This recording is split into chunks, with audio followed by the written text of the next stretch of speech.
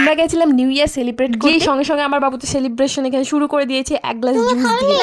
না আমিও খেয়েছি, মানে আমি কেন খাবো না, নিউ ইয়ার সেলিব্রেট করতে গেছি, খাওয়াটা তো মাস্ট। এখানে আমি নিয়েছিলাম চিকেন, মাটন আর ফিশ, 3টে স্টার্টার, হালকা কিছু একটু স্ন্যাক্স খেয়ে আমরা চলে গেছিলাম সোজা রুমটার মধ্যে। একটু ঘুরিয়ে দেখিয়ে দিই। কেন তুই যে কুকর্ম করছিস সেগুলো ধরা পড়ে যাবে নাকি?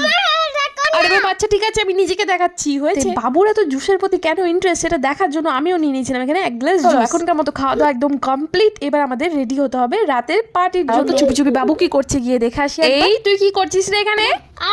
কিছু নয়। এখন তো আর কারো বাড়িতে এই ল্যান্ডফল গুলো দেখাই যায় না, শুধুমাত্র এই হোটেল রুম গুলোতেই দেখা যায়, যা বেশ ভালো লাগে। কিন্তু তো এখানে ডিজে টিজে সব শুরু হয়ে গেছে, আমরা একদম রেডি হয়ে চলে এসেছি। আর গিয়েই দেখি বাপরে কি ব্লু লাইট, একদম পুরো কোন দিকে যাবো কি করবো বুঝতেই পারছিলাম না। তারপরে একটা নিরাপদ জায়গা দেখে আমরা এখানে বসে পড়েছি।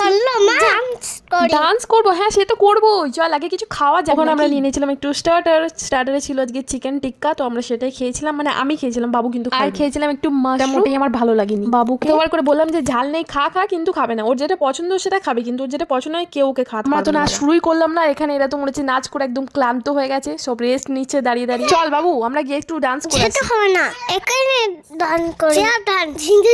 কি চেয়ার ডান্স? তুই কর চেয়ার ডান্স, আমার দরকার নেই, আমি কারণ ওখানে গিয়ে ডান্স করে নিয়েছিলাম, মানে জগা খিচুড়ি মনে হচ্ছে দেখে, কিন্তু এখানে অনেক কিছুই ছিল করা শেষ। এবার একটু কোল্ড ড্রিঙ্কস বাবুকে লুকিয়ে। কি বললে?